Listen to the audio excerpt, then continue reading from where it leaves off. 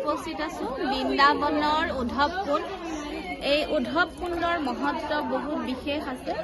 যেতিয়া ভগৱান শ্ৰীকৃষ্ণ যেতিয়া মথুৰালৈ গুচি গৈছিলে তেতিয়া গোপীসকলে মানে ভগৱান কৃষ্ণৰ বেজাৰত যি কান্দিছিলে সেই কান্দোনৰ দ্বাৰা উৎপন্ন হোৱা এই কুণ্ডটো হৈছে উদ্ধৱ আছিলে ভগৱান শ্ৰীকৃষ্ণৰ প্ৰিয় সখা, যিয়ে নেকি যেতিয়া গোপীসকল কান্দোনত অশ্ৰু বৈ পৰিছিলে তেতিয়া উদ্ধৱ সখাও কিন্তু বহুত দুখ প্ৰকাশ কৰি পেলাই তেওঁ ইমান দিনে